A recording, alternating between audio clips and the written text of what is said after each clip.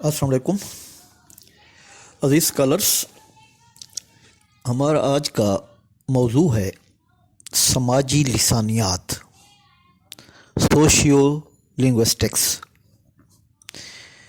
यानी समाजी लिसानियात ज़ुबान का मुताला समाजी सियाक में, यानी समाज के हवाले से, मुआशरे के हवाले से ज़ुबान का मुताला किया जाता है इस लिसानियात में। यानी बनी नौ इंसान का मुताला नस्ल, ज़ुबान और सकाफ़त से किया जाता है। ज़ुबान दूसरी नस्लों या सकाफ़तों पर भी तसल्लुत पा सकती है। यानी जब हम इंसान का मुताला करते हैं तो उसमें तीन चीज़ें ख़ास तौर पर हमारे सामने रहती हैं कि ये किस नस्ल से ताल्लुक़ रखता है, किस ज़ुबान से और किस सकाफ़त से। इनमें अगर हम देखें तो ज़ुबान का हवाला जो है वो किसी नस्ल या सकाफ़त पर भी तसल्लुत पा सकता है। यानी ज़ुबान की अहमियत सबसे ज़्यादा है। गोया समाज में जितनी वुसअत मौजूद है, पेचीदगी मौजूद है या मसाइल पाए जाते हैं, ये सब समाजी लिसानियात के मौजू हैं। एक तरक्की याफ्ता और मुकम्मल ज़ुबान कई बोलियों और असालीब से इश्तराक रखती है, जबकि इसमें कुछ इख्तलाफ भी पाए जाते हैं। दरअसल देखा जाए तो यही इश्तराक और इख्तलाफ जो है, यही समाजी लिसानियात का अहम मौजू है। और हम देखते हैं कि ये इश्तराक या इख्तलाफ किन असबाब के बायस सामने आते हैं। हम अगर पहली बात देखें तो हर ज़ुबान के मुख्तलिफ लहजे होते हैं। यानी इलाकाई बोलियां उसकी मुख्तलिफ हैं और उन लहजों में एक मियारी लहजा भी मौजूद होता है जिसे टकसाली लहजा कहा जाता है। टकसाल सिक्के के सांचे को कहा जाता है और टकसाली यही कह सकते हैं कि सिक्का बंद, यानी सिक्का बंद लहजा, मुस्तनद लहजा, मियारी लहजा। तो ये वो लहजा होता है जिसे तहरीरी तौर पर सामने लाया जाता है। गोया तमाम लहजे जितने भी किसी ज़ुबान में पाए जाते हैं उसमें सबसे अहम लहजा जो होता है, जिसे टकसाली लहजा या मियारी लहजा कहा जा सकता है, वही मियारी ज़ुबान की हैसियत रखता है। फिर हम दूसरे नंबर पर देखते हैं तो समाजी तबकों और मुआशी गिरोहों की रोज़मर्रा बोलियां हमारे सामने आती है। जितने भी किसी मुआशरे में तबके पाए जाते हैं, जितने भी गिरोह पाए जाते हैं, उनकी अपनी अपनी इस्तिलाहात होती है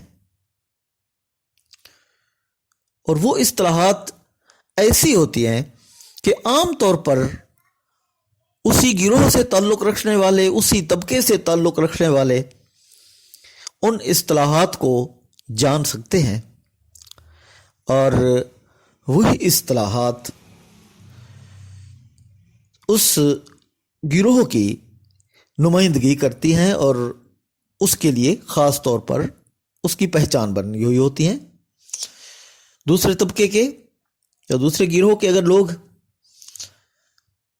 उस इस्तिलाह को जानना चाहें तो बड़ी मुश्किल से उन्हें पता चलता है, या अगर उनका ताल्लुक़ किसी न किसी हवाले से ان طبقوں سے بنا رہتا ہے یا جڑا رہتا ہے تو پھر تو وہ جان سکتے ہیں، ورنہ عام طور پر ایک طبقے کی اپنی جو اصطلاحات ہیں وہ دوسرے طبقے کی اصطلاحات سے مختلف ہوتی ہے۔ پھر اس کی تیسری وجہ کہ ایک شخص اور مختلف مشاغل، ہم پورے معاشرے میں، پورے سماج میں دیکھتے ہیں کہ ایک شخص صرف ایک کام نہیں کر رہا ہوتا، بلکہ وہ کئی کام نمٹا رہا ہوتا ہے۔ خاندان میں اس کے کئی کام ہوں گے، کسی ادارے میں یا اگر پڑھنے کے لیے اسکول میں گیا ہے، پڑھانے کے لیے، کسی کلب میں گیا، سرکاری کام کاج ہے، کسی معاشی حلقے میں، تو گویا یہ سارے جو اس کے مختلف مشاغل ہیں، ان میں زبان یعنی سماج کے مختلف حلقوں کی وجہ سے زبان میں کہیں نہ کہیں فرق پڑتا رہتا ہے۔ ایک گروہ کے کچھ الفاظ دوسرے گروہ میں شامل ہوتے رہتے ہیں۔ اس کے بعد ہم چوتھے نمبر پر دیکھتے ہیں تو ہمیں نظر آتا ہے کہ اہم معیاری لہجہ کی برتری اور وقار کا احساس، یعنی پہلے جو بات ہوئی ہے کہ لہجہ ایک جو ہے وہ معیاری ہوتا ہے، لیکن اس معیاری لہجے کی برتری اور وقار کا احساس بھی رہتا ہے۔ اگر ہم اردو زبان کی تاریخ پر نظر دوڑاتے ہیں تو ہمیں دلی اور لکھنؤ کی جو زبانیں ہیں ان کو دیکھا جائے تو لکھنؤ کے لوگ لسانی اعتبار سے بہت سو کو دیہاتی سمجھتے تھے، یعنی ایک نستعلیق زبان کا استعمال کرتے تھے۔ گویا زبان کے اسلوب اور موضوع کا انتخاب جو ہے وہ بھی کہیں اشتراک و اختلاف کا سبب بن سکتا ہے۔ پھر ہم ایک اور وجہ دیکھتے ہیں تو وہ وجہ 5ویں نمبر پر کہ موجودہ معاشرہ یک لسانی نہیں، جس کو ہم دو لسانی یا کثیر لسانی کہہ سکتے ہیں، یعنی ایک قومی زبان ہے اور دیگر مقامی زبانیں ہو سکتی ہیں، بعض اوقات ایک سے زیادہ بھی قومی زبانیں پائی جاتی ہیں۔ تو ایسی صورت میں زبانیں ایک دوسرے سے لفظوں کا لین دین کرتی رہتی ہیں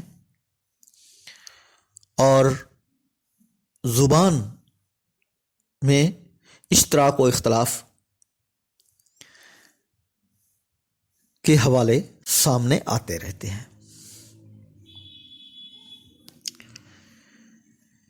یہاں ہم یہ بھی دیکھتے ہیں کہ اگر قومی زبان ہے تو وہ دوسری معیاری زبانوں کے دائرے میں گھس کر غلبہ پانے کی کوشش کرتی ہے،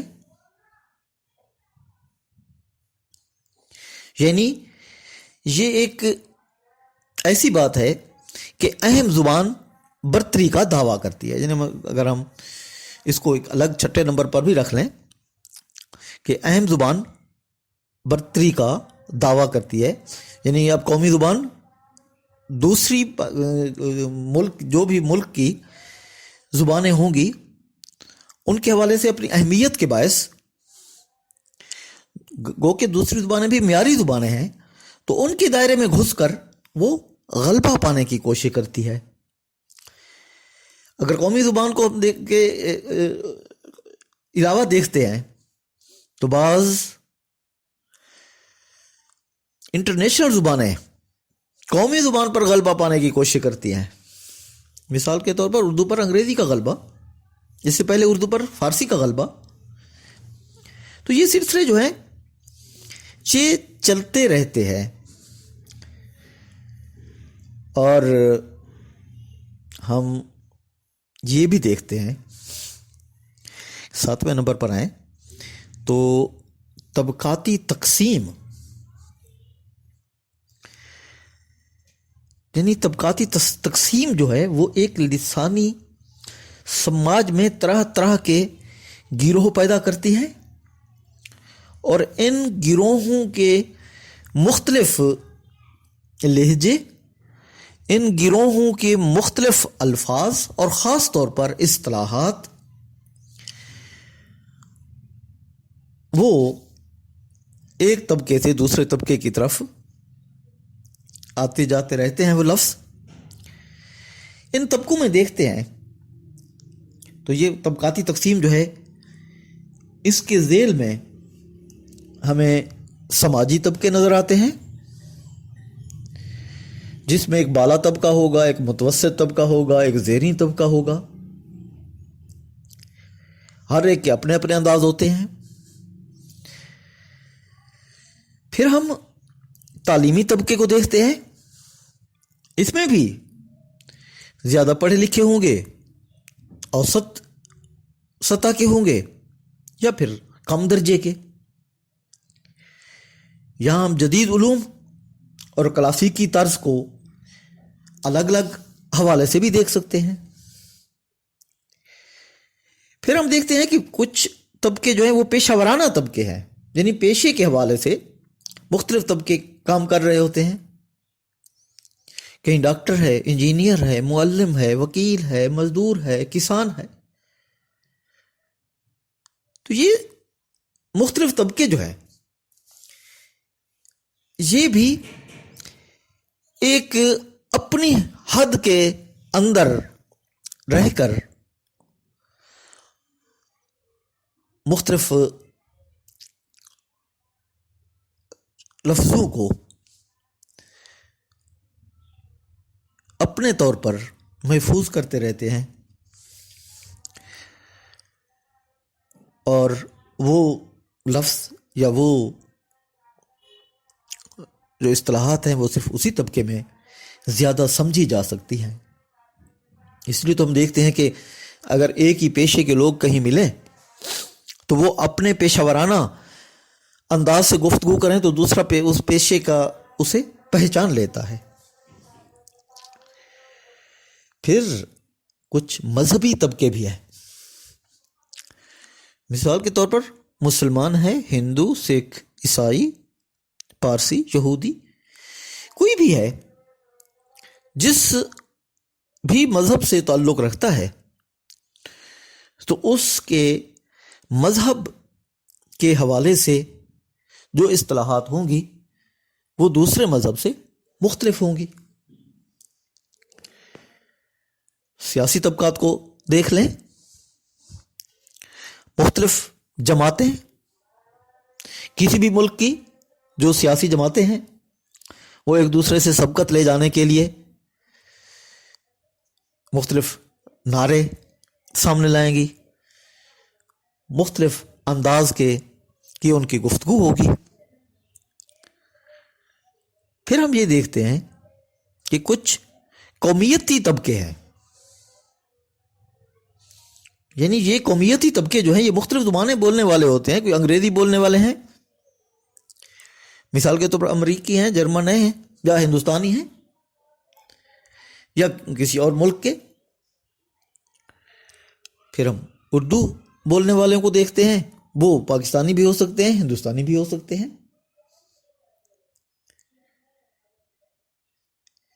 کچھ طبقے جو ہیں وہ عمر کی بنا پر بھی موجود ہوتے ہیں. بوڑھے ہوں گے تو ان کی اپنی محفل ہوگی، جوان ہوں گے تو ان کا اپنا انداز ہوگا، بچے ہوں گے تو ان کی اپنی گفتگو ہوگی. یا کچھ طبقے جنس کی بنا پر ہم دیکھ سکتے ہیں، مثال کے طور پر میل، فیمیل، شیمیل. تو گویا طبقاتی تقسیم جو ہے اس میں لسانی سماج ہر طبقے میں دوسرے سے کہیں نہ کہیں مختلف ہوتا ہے اور ایک دوسرے سے سبقت لے جانے کی کوشش بھی وہ کرتے رہتے ہیں. یہاں ہم دیکھتے ہیں کہ سماج کے جو مختلف گروہ ہیں، 8ویں نمبر پر کے ذخیرہ الفاظ میں فرق، یعنی اس کے ذخیرہ الفاظ میں بھی فرق پایا جاتا ہے. یعنی مختلف سطحوں پر صوتیات، نحویات، معنیات اور ذخیرہ الفاظ مختلف ہوتے ہیں. سب سے زیادہ فرق جو ہے وہ لفظیات، اصطلاحات اور محاوروں میں پایا جاتا ہے. تو گویا محاورے مختلف ہو سکتے ہیں، اصطلاحات مختلف ہو سکتی ہیں.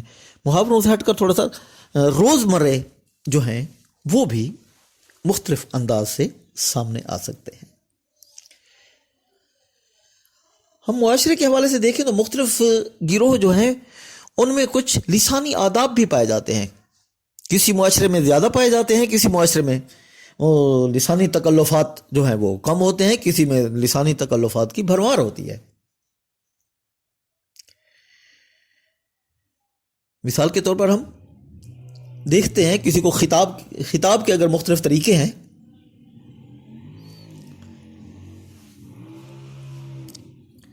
کسی کو جناب،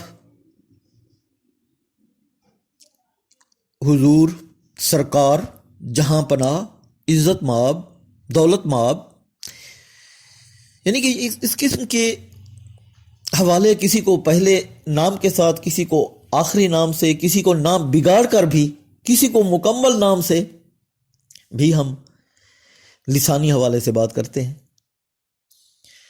خاص طور پر اردو میں ہم دیکھتے ہیں تو لسانی تکلفات کی بھرمار ہے، جیسے کہ جناب، حضور، سرکار، جہاں پناہ، یہ میں نے بات کی ہے. تو یہ لسانی تکلفات جو ہیں یہ بہت زیادہ ہیں. اور میں آخر میں ایک بات یہ بھی کروں گا کہ اسلوب جو ہے وہ بھی ہمارے ہاں مختلف مواقع پر مختلف قسم کی زبان کا استعمال کیا جاتا ہے. یعنی مواقع دیکھ کر بھی اکثر بیشتر دو طرح کی زبان کے اسلوب ہوتے ہیں.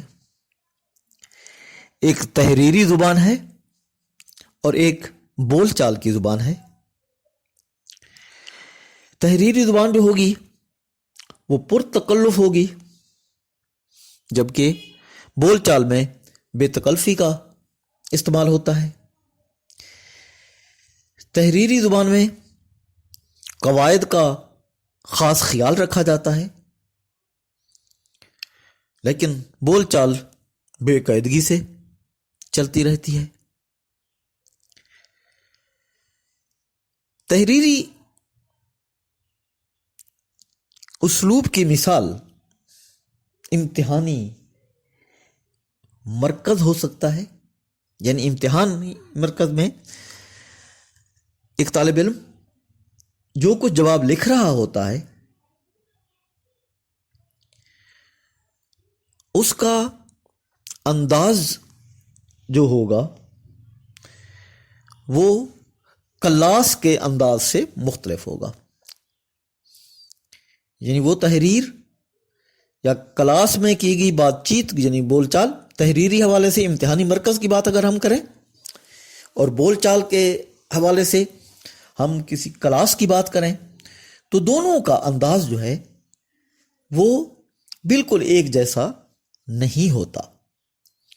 تو گویا جب بھی ہم کسی سماج میں لسانیات کا مطالعہ کرتے ہیں تو اس کا مطالعہ سماجی سیاق سے کیا جاتا ہے اور اس میں کہیں بٹوارے موجود ہوتے ہیں تو کہیں اس میں اشتراک پایا جاتا ہے۔ تو یہ اشتراک ہے یا یہ اختلاف ہے، ان دونوں کا ایک اپنا حسن ہے، اور یہی ہماری سماجی لسانیات ہے۔